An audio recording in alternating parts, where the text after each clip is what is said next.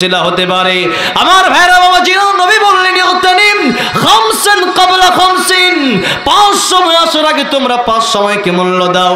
1 নম্বর নবী বললেন শাবাবাকা ক্বাবলা হারামিক, 1 নম্বর যুবক থাকা অবস্থায় বৃদ্ধ হওয়ার আগে সময়কে মূল্য দাও, কারণ যৌবন কাল চিরদিন থাকে। আর যৌবন কালেও মানুষ মারা যায় কি যায় না?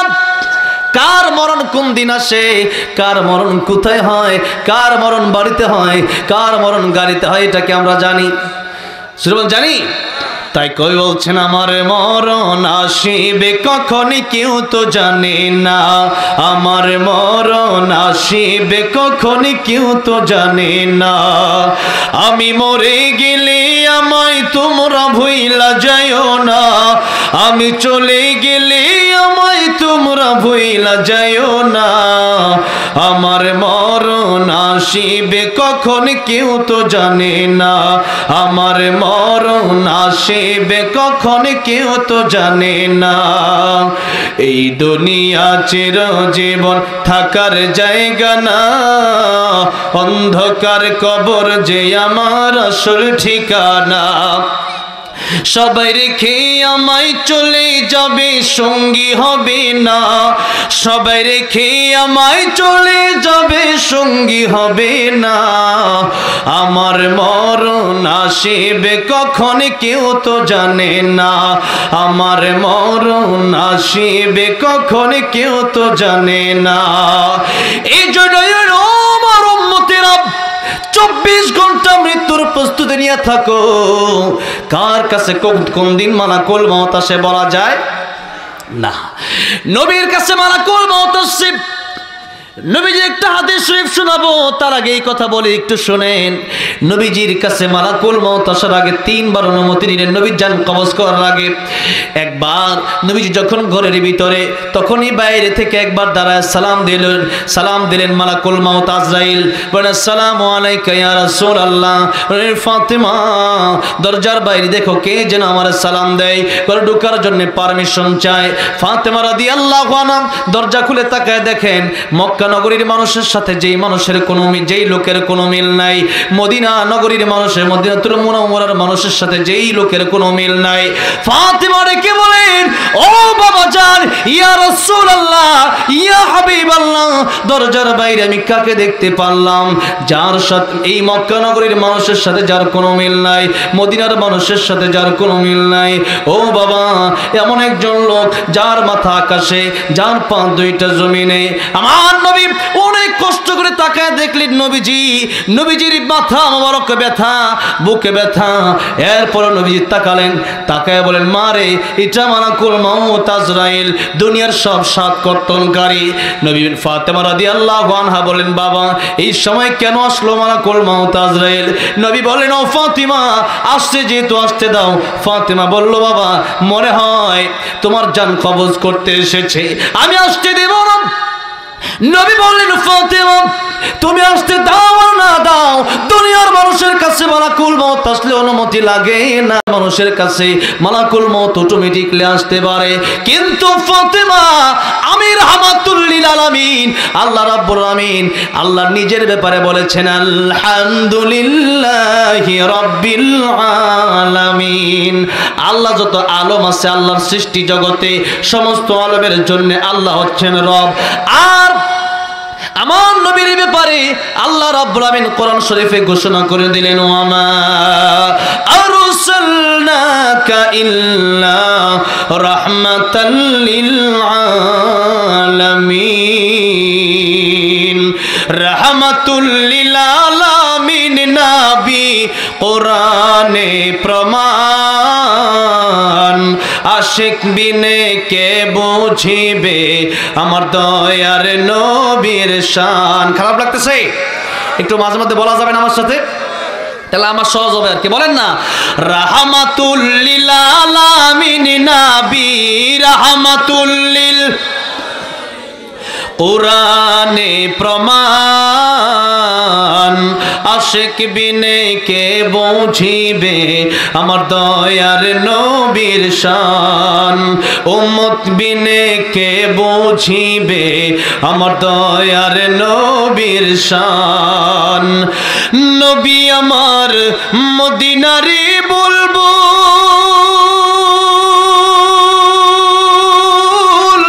আমার আল্লাহ ভালোবেসে নামটি দিলেন হাবিবে রাসূল আল্লাহু আকবার বলেন নবী আমার মদিনারি বুলবুল আমার আল্লাহ ভালোবেসে নামটি দিলেন মুহাম্মদ রাসূল ওই নবীকে ভুল বুঝিলে থাকবে না ঈমান আশিক বিনে কে বুঝিবে আমার দয়ার নবীর শান বলেন না রাহমাতুল লিল আলামিন নবী রাহমাতুল লিল কোরআনে প্রমাণ আশিক বিনে কে বুঝিবে আমার দয়ার নবীর শান উম্মত বিনে কে বুঝিবে আমার দয়ার নবীর শান আমার ভাইরা আমার বাবা জিরম আল্লাহ নিজের ব্যাপারে বললেন আল্লাহর যত সৃষ্টি জগৎ আছে যত আলম আছে সমস্ত আলমের জন্য আল্লাহ হচ্ছেন রব আর আমার নবীর ব্যাপারে আল্লাহ বলছেন রাহমাতুল লিল আলামিন ওয়া মা আরসালনাকা ইল্লা রাহমাতাল লিল আলামিন আমার নবী ওই যত জায়গা যত আলমের জন্য আমার আল্লাহ রহমত তত জায়গার জন্য তত আলমের আল্লাহ যত জায়গার জন্য রব আমার নবী তত জায়গার জন্য রহমত এত নবীর দাম কত এই পৃথিবীতে আল্লাহর পরে যার সম্মান तमाम পৃথিবীর এক কথায় সৃষ্টির শ্রেষ্ঠ যিনি এত সম্মান যার এই জন্যই বললেন ফাতিমা আমি নবীকে আমি রাহমাতুল লিল আলামিন নবীকে আল্লাহ সম্মান দিয়েছেন ও ফাতিমা ঢোকার জন্য পারমিশন দিয়ে দাও একবার পারমিশন নিলেন লম্বা চড়া ঘটনা আমি অল্প সময়ের ভিতরে শেষ করব এবার মালাকুল মউত আরেকবার অনুমতি নিলেন ইয়া রাসূলুল্লাহ ইয়া হাবিবাল্লাহ এসেছিলাম আপনার জান কবজ করতে আপনাকে নিয়ে যেতে ইয়া রাসূলুল্লাহ আপনি অনুমতি দিলে জান কবজ করব আর অনুমতি না দিলে আল্লাহ বলেছেন আপনার হায়াত বাড়ায় দিবেন জুড়ে বলেন সুবহানাল্লাহ অনুমতি না দিলে আপনি যদি এই দুনিয়ায় আরো থাকতে চান আপনাকে হায়াত বাড়ায় দেওয়া হবে তবে নবী গো এই দুনিয়াতে কিন্তু চলে যাওয়া লাগবে ও নবী এই দুনিয়ায় কেউ থাকতে পারবে না আল্লাহ রাব্বুল আলামিন বলছেন কুল্লু মান আলাইহা ফান ওয়া ইয়াবকা ওয়াজহু রাব্বিকা দুল জালালি ওয়াল ইকরাম এই পৃথিবীতে কেউ থাকতে পারবে না যত সৃষ্টি আছে কেউ থাকবে না মালাকুল মউত আজরাইল যে মালাকুল মউত যে ফেরেশতা আমাদের জান কবজ করে সেই ফেরেশতাও আমাদের জান কবজ করে তাতে কি হয়েছে এই মালাকুল মউত আজরাইল একদিন মৃত্যুবরণ করা লাগবে আল্লাহ বলবেন মুচিয়া মালাকুল মউত আজরাইল ধ্বংস হয়ে যাবে ওয়া ইয়াবকা ওয়াজহু রাব্বিকা দুল জালালি ওয়াল ইকরাম বাকি থাকবেন সম্মান এবং মর্যাদার অধিকারী আল্লাহ রাব্বুল আলামিন আমাদের কারো বাঁচার কোনো সুযোগ যত বড় প্রেসিডেন্ট হোক না কেন যত বড় চেয়ারম্যান হোক না কেন যত বড় মেম্বার হোক না কেন যত বড় নেতা হোক না কেন এই আমেরিকার প্রেসিডেন্ট ডোনাল্ড ট্রাম্প তার কাছে যদি মালাকুল মউত এখন আসে সে এত বড় ক্ষমতাধর থাকতে পারবে জীবন থাকতে পারবে থাকতে তো পারবে না কেউ পারবে না আল্লাহ বলেছেন আমি সারা দুনিয়ার সব ধ্বংস হয়ে যাবে সবাইকে মরতে হবে এবার নবী বললেন হাত্তা ইয়াতিয়ানি জিবরাইল ও মালাকুল মউত জিবরাইল আসার আগ পর্যন্ত তুমি অপেক্ষা করো জিবরাইল আসলে আমি জানাবো আমি থাকবো না যাবো নবীজি সাল্লাল্লাহু আলাইহি সাল্লামের কাছে ইতিমধ্যেই জিবরাইল আমিন হাজির হয়ে গেলেন বলেন ইয়া রাসূলুল্লাহ ইয়া হাবিবাল্লাহ কেন ডেকেছেন নবীজি বললেন ও জিবরাইল আমি যাব না থাকবো তোমার কাছে পরামর্শ চাই জিবরাইল বললেন ইয়া রাসূলুল্লাহ ইয়া হাবিবাল্লাহ ইন্নাকা মাইয়িতু ওয়া ইন্নাহুম মাইয়িতুন ইয়া রাসূলুল্লাহ আপনি মরণশীল আপনার দুশমনরা মরণশীল কেউ পৃথিবীতে বাঁচতে পারবে না সবারই যেতে হবে নবী গো সবারই যেতে হবে কেউ থাকতে পারবে না নবী চোখের পানি ছেড়ে কাঁদা শুরু করলেন নবীকে জিজ্ঞেস করা হলো ইয়া রাসূলুল্লাহ কার জন্য কাঁদেন ফাতিমার জন্য না আয়েশার জন্য না হাসান হুসাইনের জন্য নবী ডেকে বলেন জিবরাইল কান্দি না, আমি আয়েশার জন্য কান্দি না, আমি হাসান হুসাইনের জন্য কান্দি না, আমি কান্দি আমার গুনাহগার উম্মতের জন্য। জোরে জোরে বলা যাবে না আল্লাহু আকবার। নবীজি বলতেছেন এই মরণের সময় আমার নবী নিজের মেয়ের কথা চিন্তা করলেন না, আমার নবী নিজের স্ত্রীর কথা চিন্তা করলেন না, নিজের নাতিদের কথা চিন্তা করলেন না, বরং চিন্তা করলেন আমার উম্মতের কি অবস্থা হবে। এই উম্মতের কথা নবী বলেন নাই, মেরাজের সময় বলেন নাই, নবীজি নিজের জীবনে শুধু চিন্তা করেছেন আমার উম্মতের কি হবে। কিয়ামতের ময়দানে আমার নবী তার খাঁটি উম্মত ছাড়া জান্নাতে যাবে না। যেই নবী মৃত্যুর সময় উম্মতকে বলে না, বলেন তো ওই নবীর আদর্শ আমাদের মানা দরকার আছে না নাই? ওই নবী, যেই নবী আমাদের কথা কিয়ামতের ময়দানেও সমস্ত নবীরা বলবেন নফসি নফসি, আমার নবী বলবেন উম্মতি উম্মতি। সেই নবীর আদর্শ আজকে মুসলমানের নাই। আজকে মুসলমান খেলোয়াড়কে বন্ধু বানাইছে, আজকে মুসলমান নায়ক নায়িকাকে তার আদর্শ মডেল বানিয়েছে, আজকে মুসলমান গায়ক গায়িকাকে তার আদর্শ মডেল বানিয়েছে। কিন্তু আল্লাহ বললেন লাকাদ কানা লাকুম ফি রাসূলিল্লাহি উসওয়াতুন হাসানাহ, তোমাদের আইডল, তোমাদের মডেল, তোমাদের আদর্শ বিশ্বনবী রাহমাতুল লিল আলামিন, যার চরিত্রের সার্টিফিকেট স্বয়ং আল্লাহ রাব্বুল আলামিন দিয়েছেন। তিনি বলেছেন ওয়া ইন্নাকা লাআলা খুলুকিন আযীম। আমার ভাইরা, আল্লাহ বলছেন আমার নবীর চরিত্র মহৎ চরিত্র, এর চাইতে উত্তম চরিত্র কারো হতে পারে না।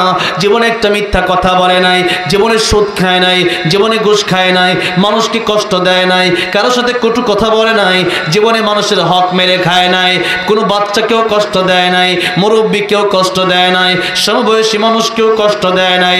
এমন একজনের রাহমাতুল লিল আলামিন, উনি ছাড়া আর কে আমাদের আদর্শ হবে? সেই রাহমাতুল লিল আলামিন নবী ইন্তেকালের সময় উম্মতের কথা চিন্তা করলো। আর এই উম্মত যদি নবীর কথা চিন্তা না করে, এই উম্মত নিজের মতো বানায় বানায় যা মনে চাই সেই রকম ভাবে ইসলাম কায়েম করতে চায়, যা মনে চাই। কোরআন শরীফ যদি আমার পক্ষে আসে মানি, আর কোরআন শরীফ যদি যখনই রাজনীতির কথায় যায় তখনই বলো যে রাজনীতি বাদ দেন। কেন রাজনীতি বাদ দেব? কোরআন শরীফে এমন কিছু নাই যেটা কোরআনে নাই। কোরআন শরীফ যদি মানতে হয় পরিপূর্ণ মানতে হবে।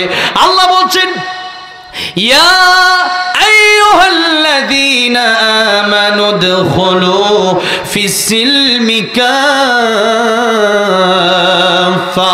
ও ঈমানদারেরা তোমরা উদখুলু প্রবেশ করো ফিস-সিলমি, ইসলামের ভিতরে কাফায় তাম্মা পরিপূর্ণ প্রবেশ করো। কিন্তু আজকে দেখা যায় মুসলমান মিষ্টি খাওয়ার সময় আছে, কিন্তু জিহাদের ময়দানের কথা বললে অনেকের গা শিরায় ওঠে, অনেকেই বলে জঙ্গিবাদী হুজুর হয়ে গেছে। বল না, সত্যের পক্ষে গান গাই বলে আমি বিপ্লবী, সত্যের পথে ডাকি বলে আমি বিদ্রোহী, কোরআনের কথা বলি তাই বলে আমাকে মৌলবাদী, জিহাদের কথা বলি তাই বলে আমাকে জঙ্গিবাদী। আমি বিদ্রোহী, বিপ্লবী, মৌলবাদী, কেন জঙ্গিবাদী? জন্মের পরে কানে আজান কি দেয়নি, তুমি মৌলবাদী ছাড়া হওনি, ঠিক না ঠিক? আর এই কথাটা অনেকে মনে করে কাফেরদের জন্য, না, কাফেরদের জন্য। কিছু নামধারী মুসলিম আছে যারা দাবি করে আমি মুসলমান, কিন্তু যখনই রাজনীতির কথা বলা হয় যে রাজনীতি যখন আপনি করবেন, আপনি কোরআন দিয়ে রাজনীতি করেন, যখনই বলা হয় আল্লাহর ইসলামের জন্য, আল্লাহর কোরআন দিয়া একটু দেশ চালান, একটু যুদ্ধে যান, জিহাদের ময়দানে অগ্রসর হন। ওই যে ফিলিস্তিনে আমার মা বোনদেরকে, নিরীহ বাচ্চাদেরকে কত কষ্ট দেওয়া হচ্ছে, জীবন নিঃস্বাত করে দেওয়া হচ্ছে, সেই মানুষদের পাশে একটু দাঁড়ান, তখনই তারা বলে যে তুমি জঙ্গিবাদী। তাদেরকে বলা হচ্ছে জন্মের পরে কানে আজান কি দেয়নি, তুমি মৌলবাদী ছাড়া হওনি। আবার মরণের পরে জানাজা পড়াবে, মরণের পরে জানাজা পড়াবে, তখন কোথায় পালিয়ে যাবে, ঠিক না ঠিক? তখন কোথায় পালিয়ে যাবে? বিদ্রোহী, বিপ্লবী, মৌলবাদী, কেন জঙ্গিবাদী? আমার ভাইরা, আমার মুরব্বী বুঝিনাই চলল, ভালো করে বুঝতে হবে। যদি আপনি ইসলাম মানেন, মনে চাইলো ইসলাম ততটুকু মানলেন, আর মনে চাইলো না সুদকে আপনি ইন্টারেস্ট বলে খাইলেন, যেটা সুদ না, যে ইন্টারেস্ট, তাহলে আপনি ইসলামের ভিতরে পরিপূর্ণ নাই। আপনার সুবিধা হইলে নামাজ পড়েন, আর আপনার সুবিধা না হইলে আপনি নামাজ পড়েন না। যে ফজরই তো পড়ছি না, জোহর আসর তো সবই পড়ি না। আল্লাহ বলেছেন তোমরা ইসলামের ভেতরে পরিপূর্ণ প্রবেশ করো। আমার ভাইরা, আমার মুরব্বী ওয়াজির, এই জন্য সুন্নত যদি মানতে হয়, অর্ধেক সুন্নত মেনে নবীর কাছে গেলে কি সুপারিশ পাওয়া যাবে, নাকি নবীর জীবন আদর্শ পুরোটাই মানতে হবে? পুরোটাই মানতে হবে। আমার ভাইরা, বাবাজিরা, বলতেছিলাম আমার নবীজি মরণের সময় উম্মতের কথা চিন্তা করলেন। অনেক লম্বা ঘটনা, এত দূর আমি আজকে আর যেতে চাচ্ছি না, যেহেতু সামনে আর কয়েকটা বিষয় আমার বাকি আছে। আমার ভাইরা, আমার বাবাজিরা, এবার নবী একবারে জিবরাইল আলাইহিস সালামের সাথে কথা শেষ করে বললেন, মালাকুল মাউত, এবার আমার জান কবজ করতে পারো। জিবরাইলের সাথে কথা শেষ করার পরে আমার কথা হলো মালাকুল মউতের সাথে তিনবার কথা হলো। তিনবার কথা হওয়ার কারণে তিনবার অনুমতি নিল মালাকুল মউত নবীর কাছ থেকে। তিনবার অনুমতি নিল যেই নবীর কাছ থেকে, সেই রহমাতুল লিল আলামিন নবী ডাক দিয়ে বলছেন, ও সাবিরা, আমি নবীজি ডান দিকে সালাম ফিরায়া, নামাজের পরে ডান দিকে সালাম ফিরায়া বাম দিকে সালাম ফিরাতে পারবো, এমন গ্যারান্টি আমি রহমাতুল লিল আলামিন নবীও দিতে পারবো না। নবী বলতেছেন এই কথা, যে নবীর কাছে মালাকুল মউত আসলে অনুমতি চায়, যে নবীর কাছে মালাকুল মউত আসলে অনুমতি চায়, সেই নবী বলতেছেন, ও আমার সাহাবীরা, ও আমার উম্মতেরা, আমার জীবনের গ্যারান্টি আমিও দিতে পারি না, জানি না কখন আমার কাছে মালাকুল মউত আজরাইল চলে আসে। সুতরাং নবী যেহেতু রহমাতুল লিল আলামিন, আল্লাহর পরে পৃথিবীতে যার মর্যাদা, এই পৃথিবীতে যত সৃষ্টি আছে সমস্ত সৃষ্টির ঊর্ধ্বে যার সম্মান, সেই নবীজি যদি এই কথা বলেন, আমি জানি না আমি আর কয়টা সেকেন্ড বাঁচবো, ডান দিকে সালাম ফিরায়া বাম দিকে সালাম ফিরাতে পারবো কিনা এই গ্যারান্টি আমি নবীও দিতে পারবো না। ও মুসলমান, আজকে আমাদের চিন্তাটা কি রকম একটু দেখেন। আজকে আমাদের চিন্তাটা হলো রমজান মাস আসলে ভালো হয়ে যাব, আগামী শুক্রবার থেকে নামাজ ধরবো, বিয়ে করে ভালো হয়ে যাব। কিন্তু বিয়ে করে ভালো হয়ে যাওয়ার গ্যারান্টি আছে? বিয়ের আগে বিয়ে করতে যাচ্ছে, এর মাঝখানে গাড়ি অ্যাক্সিডেন্ট হয়ে গেছে, এরকম ঘটনা আছে না নাই? তাড়াহুড়া করতে গিয়ে গাড়ি টান দিছে, যে একটু বিয়ের সময় চলে যাচ্ছে, মেয়ে বসে আছে, আত্মীয় স্বজনরা বসে আছে, দ্রুত টান দাও, দ্রুত গাড়ি টান দিতে গিয়ে অ্যাক্সিডেন্ট হয়ে জামাই শেষ হয়ে গেছে, জামাইয়ের জামাই হতে পারে নাই, হবু জামাই রয়ে গেল। আমার ভাইরা, আমার মুরব্বী বাবাজিরা, এই জন্য আল্লাহ রাব্বুল আলামিন স্পষ্ট জানিয়ে দিলেন, ইন্নাস-সাআতা আতিয়াতুন আকাদু উখফিহা লিতুজজা কুল্লু নাফসিন বিমা তাসআ। আল্লাহ বলেন, নিশ্চয় সাআ মানে কিয়ামত, কিয়ামত আতিয়াতুন আসবে। এই সার ব্যাখ্যা করতে গিয়ে নবী বলেন, মান মাতা ফাকাদ কামাত কিয়ামাতুহু, যার যখন মরণ হয় তার তখনই কিয়ামত শুরু হয়ে যায়। কারণ মরণের সময়টা যার হয়, কত মানুষ আছে হাসতে হাসতে তারা মরে যায়, আর কত মানুষ আছে যারা কষ্ট আর সইতে পারে না। এই জন্য একটু আগেই বলেছিলাম, এই মউতুল মউত তুহফাতুল মুমিন, মুমিনের জন্য এটা হাদিয়া মউত। কারণ মুমিন জানে যে মৃত্যুর পরে আল্লাহর সাথে দেখা হবে, এই জন্যে, কারণ তার কোনো চিন্তা নাই, আমার মৃত্যুর পরে কবরটা জান্নাতের বাগান হবে, আমার মরণের পরে আমার আল্লাহর সাথে আমার দেখা হবে। আর আল্লাহ রাব্বুল আলামিন বলছেন, এই পৃথিবীতে যারা ইমানদার, যারা সত্যিকারের ইমানদার, তারা সবচাইতে বেশি আমার আল্লাহ রাব্বুল আলামিনকে ভালোবাসে। কাকে? আল্লাহ বলছেন, ওয়াল্লাযীনা আমানু আশাদ্দু হুব্বান লিল্লাহ।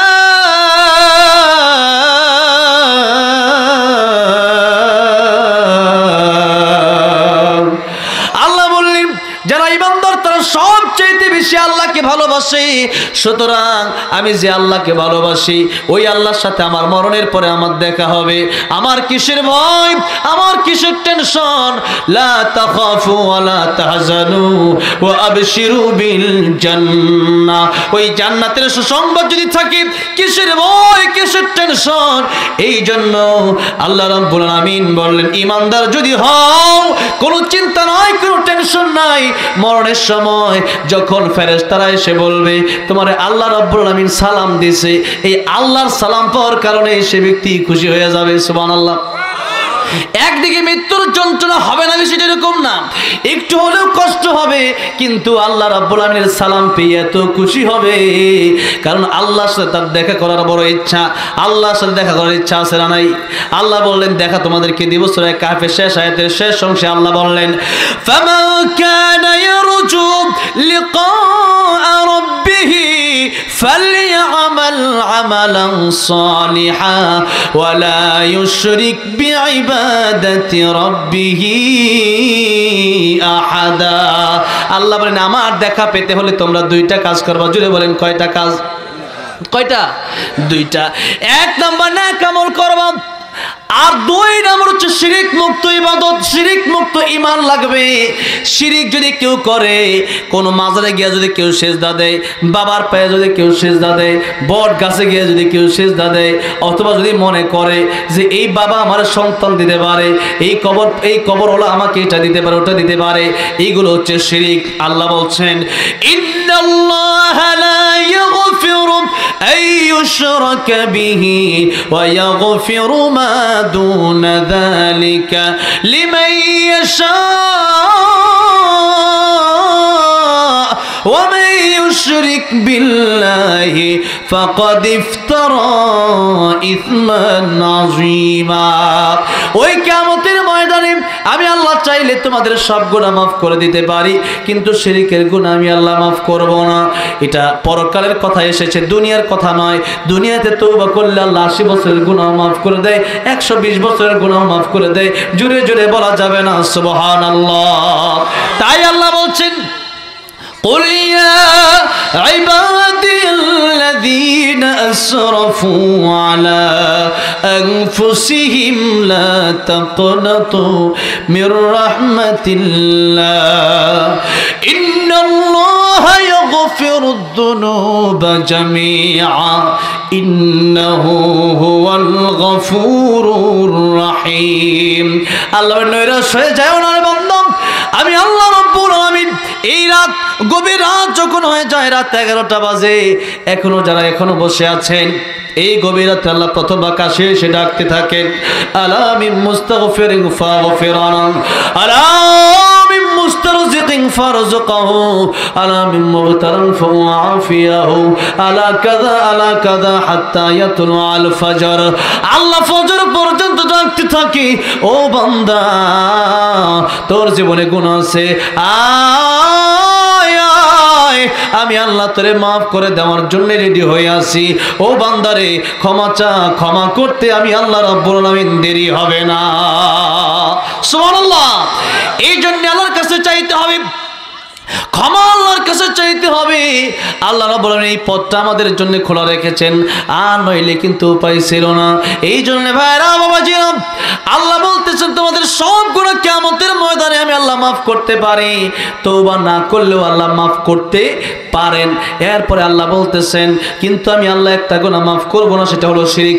শিরিক যদি তোমরা করো, তোমরা আমি আল্লাহর কুদরতি কদমে সিজদা না দিয়া অন্য কোন মানুষকে যদি সিজদা দাও, অন্য কোন পীরের পায়ে সিজদা যদি দাও, কোন কবরে যদি সিজদা দাও, কোন নেতার পায়ে যদি সিজদা দাও, সেখানে যদি মাথা নত করে দাও, সংসদে গিয়ে যদি মাথা নত করে দাও, এরকম কাজ কারবারগুলো যদি তোমরা করো, আমার কোরআনের বিরুদ্ধে গিয়ে শিরক যদি তোমরা করো, সেই গুনাহ আমি আল্লাহ মাফ করব না। অন্য আয়াতের ভিতরে আল্লাহ বলছেন মাইয়ুশরিক বিল্লাহ ফাকাদ হারামাল্লাহু আলাইহিল জান্নাতা ওয়া মাওয়াহুন নার। ও বান্দারা, শিরক যদি তোমরা করো তাহলে জান্নাত তোমাদের জন্য হারাম হয়ে যাবে, জাহান্নাম তোমাদের জন্য ওয়াজিব হয়ে যাবে। এই জন্য শিরক যদি কেউ করেন আর এই অবস্থায় যদি মারা যান, বিপদের কোনো শেষ নাই, জান্নাতে যাওয়ার সুযোগ তার হবে না। এই জন্য আল্লাহ বলেন শিরক মুক্ত ইবাদত নিয়ে যদি আমার কাছে আসতে পারো, আমি আল্লাহ জান্নাতের ভিতরে তোমাদের সাথে দেখা করব। সুবহানাল্লাহ। আব্দুল কাদের জিলানী রাহমাতুল্লাহ আলাইহি তিনি বলতেন, বলবো শের বলতেন, তিনি বলতেন জান্নাত ও দোজখ সে ইয়া রব্বি क्या करो, जन्नत ও दोजख से या रब्बी क्या करूं, आरज़ू है मैं तुझसे देखा करूं। आय अल्लाह रब्बुल आलमीन, জান্নাত দিয়ে আমি কি করব, জাহান্নাম দিয়ে আমি কি করব, আমার তো বড় আশা, আমি আল্লাহ গো তোমার সাথে একবার দেখা করতে চাই। এই দুনিয়ার মানুষের প্রেমে একজন একজন পাগল হয়ে আত্মহত্যা পর্যন্ত করে, পাগল হয়ে যায় মানুষের প্রেমে। এই মানুষ যদি হয় এত সুন্দর, আল্লাহর সৃষ্টি যদি এত সুন্দর হয়, আমার আল্লাহ রাব্বুল আমিন কম সুন্দর না বেশি সুন্দর? কম সুন্দর না বেশি সুন্দর? দুনিয়া সুন্দর, মানুষ সুন্দর, আসমান সুন্দর, জমিন সুন্দর, সুন্দর সুন্দর পাল্লা।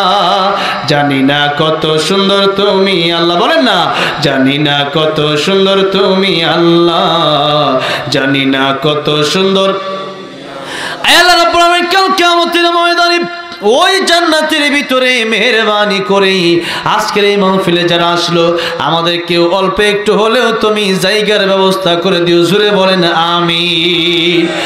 আমার ভাইরা, আমার বাবাজিরা, এবার আসুন যে কথা বলছিলাম, মরণের পরে তো আল্লাহর সাথে দেখা হবে, কোনো টেনশন নাই, কোনো চিন্তা নাই। যদি প্রকৃতপক্ষে ইমানদার হতে পারেন, তাদের টেনশন বেশি যারা খালি দুনিয়া দুনিয়া দুনিয়া দুনিয়া করছে। এখন মরণের সময় হয়ে গেছে পরে এখন চিন্তা করে আর একটা বছর সময় যদি পাইতাম গুছাইতাম। কেন সময় কি আল্লাহ আপনারা দেয় নাই? এক সময় দাড়ি ছিল না, এখন দাড়ি উঠলো, এখন দাড়ি কালো, এরপরে দাড়ি হয়ে গেল সাদা। এত সময় পাইলেন, এরপরেও কি কবরের কথা আপনার মনে হলো না? এরপরেও কি মনে হয় নাই যে আল্লাহ আমার এখনো সময় দিয়ে দিছে? এই জন্য এই সময় যেহেতু পেয়েছেন, নবী বলেছেন ও যুবকেরা, বিশেষ করে যুবকদেরকে নবী বলেছেন যৌবনকালে যারা ইবাদত বেশি বেশি করবে, আল্লাহ রাব্বুল আমিন আরশে আজিমের নিচে তাদেরকে ছায়া দিয়ে দিবেন। এই মসজিদে শহীদরা জেল লাগায় রাখবে, যারা খোঁজ খবর রাখবে মসজিদের, এদেরকে আল্লাহ রাব্বুল আমিন আরশে আজিমের নিচে ছায়া দিয়ে দিবেন। যদি বলেন সুবহানাল্লাহ। এই জন্য মসজিদের পাশে থাকবেন, কি লাগে টাকা পয়সা লাগলে টাকা পয়সা দিবেন, এই মসজিদে নামাজও পড়বেন এবং মসজিদে কি লাগতেছে তাও দেখবেন। নিজের ঘরের মতো মসজিদকে মনে করা, তাহলে আরশে আজিমের নিচে ছায়া পাওয়া যাবে। ভাইরা বাবাজিরা, বলছিলাম যুবক বয়সে ইবাদত করতে পারলে অনেক লাভ, বৃদ্ধ বয়স ইবাদত যদি ওইভাবে করা না যায়, আল্লাহ রাব্বুল আমিন বৃদ্ধ বয়সে যৌবনকালে যেভাবে ইবাদত করেছেন, ওই ইবাদতের সওয়াব আল্লাহ রাব্বুল আমিন আপনাকে ফিরিতে দিয়ে দিবেন। এই জন্য যৌবনকালের বড় দাম। আল্লাহর নবী বলেন শাবাবাকা ক্বাবলা হারামিক, যৌবনকালকে মূল্য দাও, বৃদ্ধ হওয়ার আগে 5টা সময়ের আগে 5টা সময়কে মূল্য দাও। মনে আছে? মনে আছে? 1 নম্বর বললেন যৌবনকালকে মূল্য দাও বৃদ্ধ হওয়ার আগে। 2 নম্বর নবীজি বললেন ওয়াসিহাতাকা ক্বাবলা সাকামিক, আমার উম্মতেরা অসুস্থ হওয়ার আগে সুস্থতাকে মূল্য দাও, কারণ সুস্থতাই আল্লাহর বড় একটা নিয়ামত। যে ব্যক্তি অসুস্থ হয়ে যায় সেই বোঝে সুস্থতার কি মূল্য। ঠিক তবে ঠিক, যারা হসপিটালে আছে এদেরকে শুধু জিজ্ঞাসা করা যদি যায় যে তোমার কয় কাঠা জমি লাগবে, তোমার কয় লাখ টাকা লাগবে, যে লোকটা বড় বিপদে আছে অসুস্থ হয়ে, সেই লোক বলবে আজকে 3 দিন 4 দিন 5 দিন, কয়েকদিন আগে আমার এমন হয়েছে 4-5 দিন ভাত খেতে পারি নাই, পানি জাতীয় জিনিস খেয়ে থাকছি, এরকম জ্বর আমারও আসছিল। এরকম অবস্থায় শুধু চিন্তা হয় একটু যদি সুস্থ থাকতে পারতাম, আল্লাহর কত বড় নিয়ামত এটা। কিন্তু ও বাজান, ও মুরব্বী, ও বাজিরা, ও আমার যুবক ভাইরা, এই কথা তো আপনি চিন্তা করেন না, বরং আপনি চিন্তা করেন দুনিয়াতে কেমনে 5 তলা 10 তলা 20 তলা হবে, কেমনে 1 কোটি 2 কোটি 5 কোটি হবে। আমার ভাইরা, আমার বাবাজিরা, এই জন্য নবী বললেন সুস্থ আছো এটা তোমার বড় নিয়ামত। এই সুস্থ যেহেতু আছে, নামাজ বাদ দিও না, নামাজে চলে যাও। সুস্থ যেহেতু আছো কোরআন পড়ো, সুস্থ যেহেতু আছো আল্লাহর জিকির করো, সুস্থ যেহেতু আছে সময়কে গনিমত মনে করো। অসুস্থ হওয়ার আগে নবী 3 নাম্বার বলেন গিনাকা ক্বাবলা ফাকারিক, টাকা পয়সা যাদের আছে এটা কার দেয়া নিয়ামত? কার দেয়া নিয়ামত? টাকা পয়সা অনেকের নাই, অনেকে সারা জীবন টাকা কামায় একটা ভালো বাড়ি করতে পারে না, ব্যাংকে 1 কোটি টাকা সারা জীবন চাকরি কইরাও জমাতে পারে না, এমন লোকও আছে না নাই?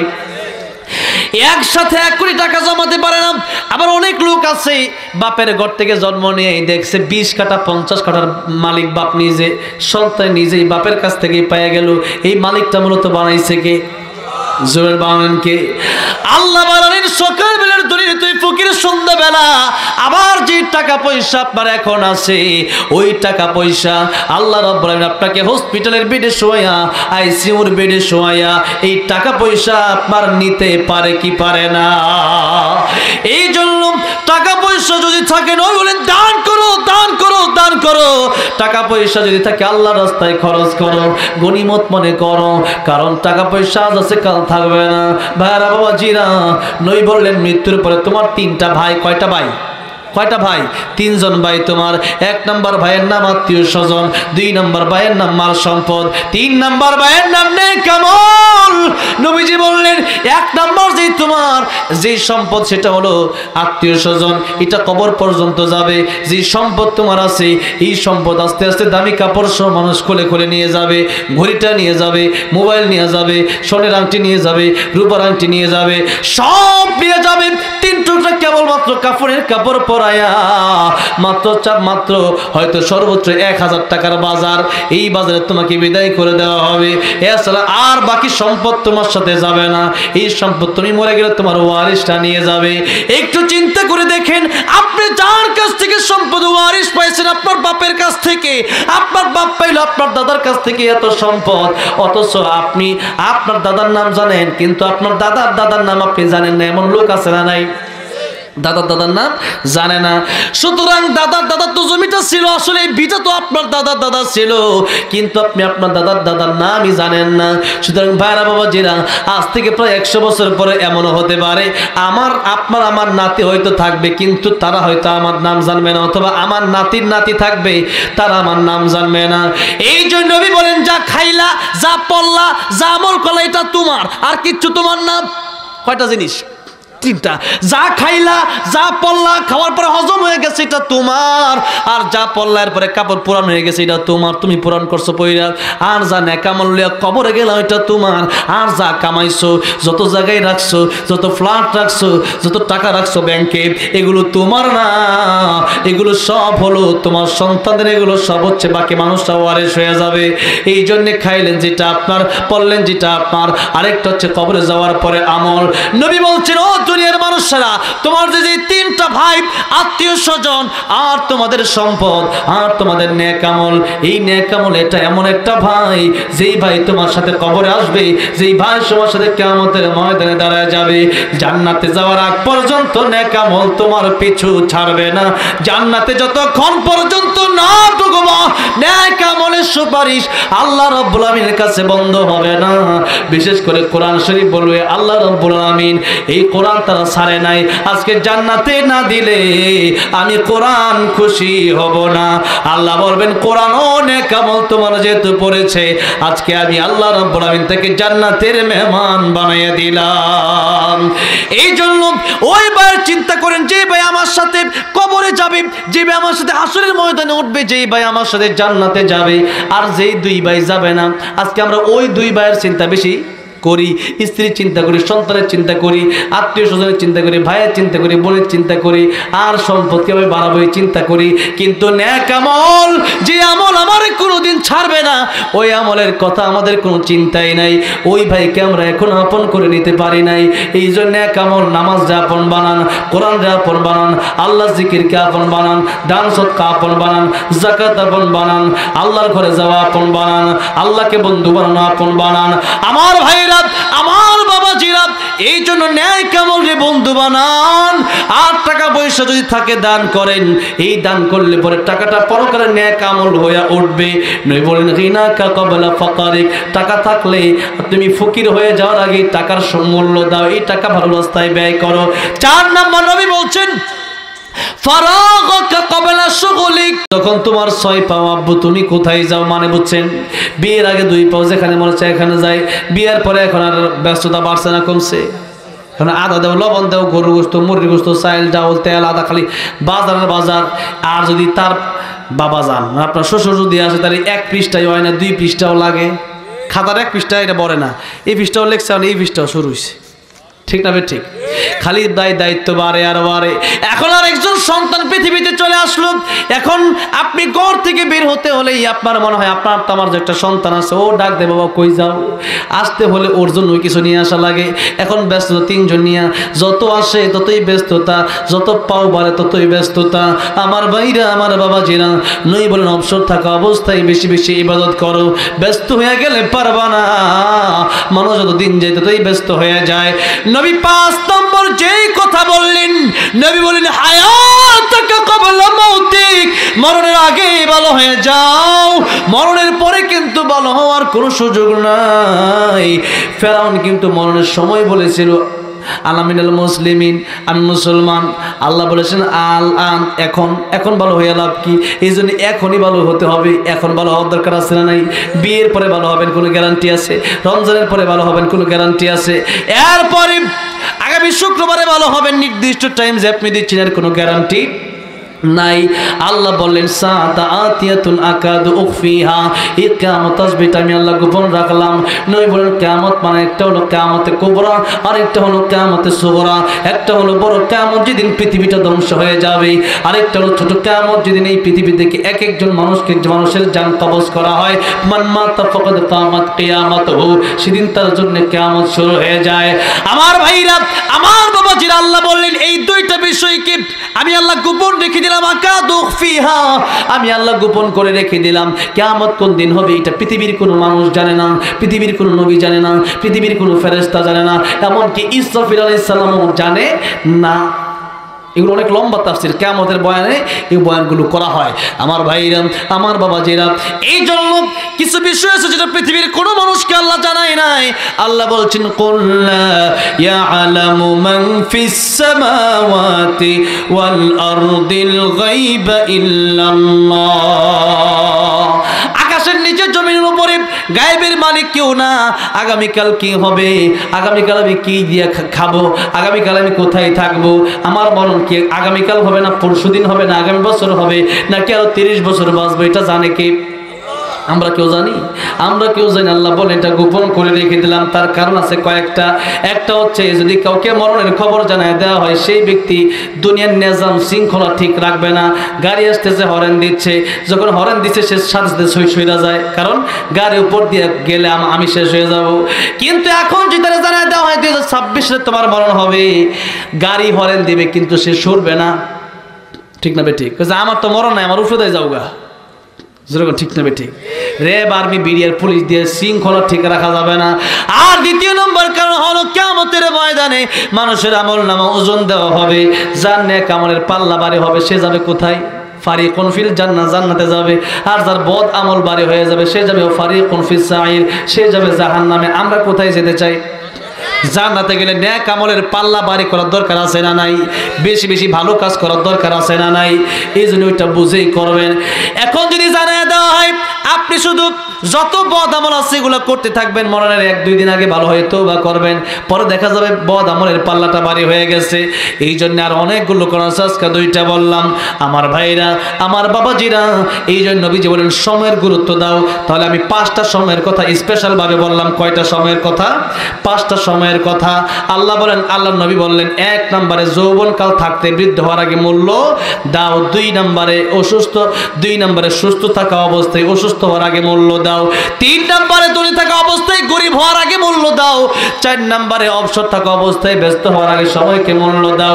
5 নম্বর মরণের আগে ভালো হও, মরণের পরে কিন্তু ভালো হওয়া যায় না। মরণের পরে শুধু তোমার সব দেওয়া হবে, কারণ দুনিয়া মাজরাতুল আখিরা, এটা কর্মক্ষেত। এখানে কাজ করবা, বাড়ি বসে খাবা, এটা তোমার কাজের জায়গা। তোমার বাড়ি হলো জান্নাতে। ইহা হাম সব মুসাফির হাই, ওহি আখির ঠিকানা। কোই আগে রওয়ানা হাই, কোই পিছে রওয়ানা। এই দুনিয়া মুসাফির খানা, চিরকালের জন্য আসি নাই। এখানে যেমন আসছি, আমি এখানে চিরদিন থাকার জন্য আসি নাই, অল্প সময় কথা বলে আবার বিদায় নেওয়ার জন্য আসছি। ঠিক তেমনি ভাবে এই দুনিয়াতে আমরা আসছি, কেউ থাকার জন্য আসি নাই, সবারই চলে যেতে হবে। কেউ আগে যাবে, কেউ পরে যাবে। ও মুসলমান, নবী বললেন মরণের আগে ভালো হও, এটা তোমার কাজের জায়গা, এটা মুসাফির খানা। এখানে শক্ত কইরা বাড়ি বানাইলে কোনো লাভ নাই। এখানে থাকো এমন ভাবে, মুসাফির যেখানে যায় যেভাবে থাকে। মুসাফির যখন বিদেশে যায় তখন কি কোটি কোটি টাকা এরপরে বাড়িটা লইয়া একবারে যায়। একটা ব্যাগ লয়, অল্প কয়েকটা কাপড় লয়, কিছু টাকা পয়সা লয়, ঠিক না ঠিক? 2-4-5 হাজার লয়, যতটুকু খরচের দরকার। এখানেও মুসাফির, এখানে যতটুকু দরকার ততটুকু আপনি করেন। খাওয়া দাওয়ার দরকার অবশ্যই আছে, তবে আপনার খাওয়া দাওয়াটা হবে আগে এই জন্য, কারণ যেন আমি ইবাদত করতে পারি। আমার ভাইরা, আমার বাবাজিরা, তাহলে ইসলামের সময়ের গুরুত্ব আছে না নাই? সময়ের গুরুত্ব দিতে গিয়া প্রায় 1 ঘন্টা সময়, 1 ঘন্টার উপরে আলোচনা করলাম।